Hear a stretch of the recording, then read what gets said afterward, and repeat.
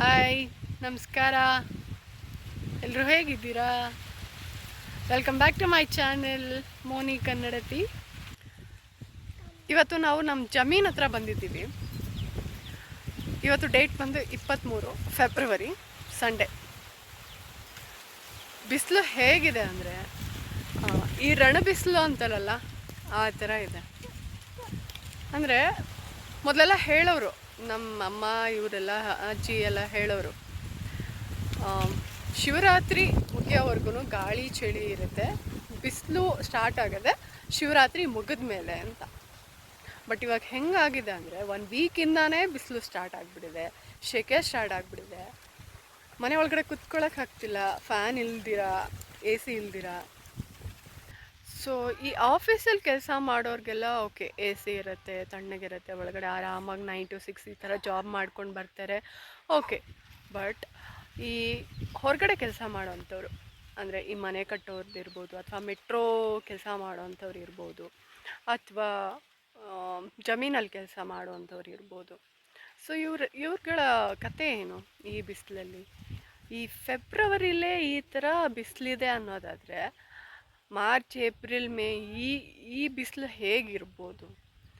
ಈ ಥರ ಬಿಸಿಲಿದೆ ಬ್ಯಾಂಗ್ಳೂರಲ್ಲಿರ್ಬೋದು, ಅಥವಾ ನಮ್ಮ ಕರ್ನಾಟಕದಲ್ಲಿ ನಾವು ಇವತ್ತು ಬಂದಿರೋದು ತುರುವೇಕೆರೆ ಹತ್ರ. ಸೊ ಇಲ್ಲೂ ಇರಬೇಕು ಅಂತ ಅಂದ್ಕೊಂಡಿರೋಂತಹ ವಿಷಯ ಬಂದು ಈಟ್ ಸ್ಟ್ರೋಕ್ ಬಗ್ಗೆ. ಅಂದರೆ ಈ ಬಿಸಿಲಲ್ಲಿ ಬರುವಂತಹ ಒಂದು ಕಾಯಿಲೆ ಅಂತಲೇ ಹೇಳ್ಬೋದು. ಎಲ್ಲರೂ ಹುಷಾರಾಗಿರಿ. ಈ ಬಿಸಿಲಲ್ಲಿ ಜಾಸ್ತಿ ಔಟ್ಸೈಡ್ ಓಡಾಡೋದನ್ನು ಕಡಿಮೆ ಮಾಡಿ. ಮಕ್ಕಳಲ್ಲೂ ಅಷ್ಟೇ, ಬೇಸಿಗೆ ರಜಾ ಇರುತ್ತೆ ಅಂತ ಹೇಳಿಬಿಟ್ಟು ಅಲ್ಲಿ ಇಲ್ಲಿ ಕರ್ಕೊಂಡು ಹೋಗೋದು, ಮಧ್ಯಾಹ್ನಗಳಲ್ಲಿ ಈ ಬಿಸಿಲಲ್ಲಿ ಸುತ್ತಾಡಿಸೋವಂಥದ್ದು, ಈ ಥರದ್ದು ದಯವಿಟ್ಟು ಮಾಡಬೇಡಿ.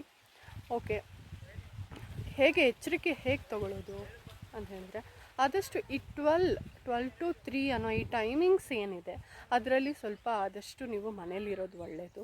ಆಚೆಗಡೆ ಓಡಾಡೋದು, ಈ ಬಿಸಿಲಲ್ಲಿ ಓಡಾಡೋದು ದಯವಿಟ್ಟು ಸ್ವಲ್ಪ ತಪ್ಪಿಸಿ. ನೆಕ್ಸ್ಟು ಆದಷ್ಟು ಬಾಡಿನ ಹೈಡ್ರೇಟಾಗಿ ಇಟ್ಕೊಳ್ಳಿ. ನೀರು ಕುಡಿಯೋದಿರ್ಬೋದು, ಎಳ್ನೀರು ಕುಡಿಯೋದು, ಫ್ರೆಶ್ ಜ್ಯೂಸ್ ಕುಡಿಯೋದು, ಈ ಥರದನ್ನು ಮಾಡಿ. ಹಾಗೆ ಈ ಥಮ್ಸಪ್ಪು, ಪೆಪ್ಸಿ ಈ ಥರದನ್ನು ಅವಾಯ್ಡ್ ಮಾಡಿ.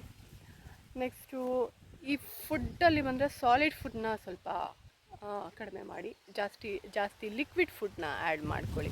ಸೌತೆಕಾಯಿ, ನಮ್ಮ ಈ ಸೀಸ್ನಲ್ ಫ್ರೂಟ್ಸ್ ಬರುತ್ತಲ್ವ, ಸೌತೆಕಾಯಿ ಇರ್ಬೋದು, ಕಲ್ಲಂಗಡಿ ಹಣ್ಣು, ಸೊ ಈ ಥರದ್ದು ಸೀಸ್ನಲ್ ಫ್ರೂಟ್ಸು, ನೀರಿನ ಅಂಶ ಇರೋವಂಥದ್ದನ್ನ ಆದಷ್ಟು ಮಕ್ಕಳಿಗೂ ಕೊಡಿ, ನೀವು ತೊಗೊಳ್ಳಿ. ಮಕ್ಕಳ ಬಗ್ಗೆ ಆದಷ್ಟು ಕೇರ್ ತೊಗೊಳ್ಳಿ. ಯಾಕಂದರೆ ಮಕ್ಕಳಿಗೆ ಗೊತ್ತಾಗೋದಿಲ್ಲ ಬಿಸಿಲಿದೆ ಏನಿದೆ, ನೀರು ಕುಡಿಬೇಕಾ, ಟೈಮ್ಗೆ ಹೇಗೆ ಅವರು ಈ ಟೈಮ್ಗೆ ನೀರು ಕುಡಿಬೇಕು, ಅವ್ರಿಗೆ ಬಾಯಾರಿಕೆ ಆಗುತ್ತಾ ಏನು ಅವರು ಗಮನಿಸ್ಕೊಳ್ಳೋದಿಲ್ಲ. ಸೊ ನಾವೇ ಆದಷ್ಟು ಅದ್ರ ಬಗ್ಗೆ ಗಮನನ ವಹಿಸ್ಕೋಬೇಕಾಗುತ್ತೆ. ನೆಕ್ಸ್ಟು ಈ ಜಂಕ್ ಫುಡ್ಡು, ಇದು ರೋಡ್ ಸೈಡ್ ಫುಡ್ನ ಆದಷ್ಟು ಅವಾಯ್ಡ್ ಮಾಡಿ, ಮನೆ ಫುಡ್ನ ತೊಗೊಳ್ಳಿ. ಹಾಗೆ ಹೊಟ್ಟೆ ತುಂಬ ಊಟ ಮಾಡಬೇಡಿ. 100ಕ್ಕೆ ಒಂದು 70-80% ಊಟ ಮಾಡಿ ಸಾಕು.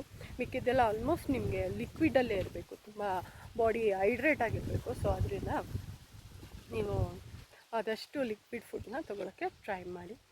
ಆದಷ್ಟು ಈ 12 to 3 ಅನ್ನೋ ಟೈಮಿಂಗ್ಸ್ನ ಸ್ವಲ್ಪ ನೀವು ಬಿಸಿಲಲ್ಲಿ ಬರದೇ ಇರೋ ಥರ ನೋಡ್ಕೊಳ್ಳಿ. ಮಕ್ಕಳಿರ್ಬೋದು ಅಥವಾ ನೀವಿರ್ಬೋದು. ಆ್ಯಂಡ್ ಆಫೀಸಲ್ಲಿ ಕೆಲಸ ಮಾಡೋರು ಇವರೆಲ್ಲ ಓಕೆ, ಎ ಸಿನಲ್ಲೇ ಇದರಲ್ಲಿ ಇರ್ತಾರೆ.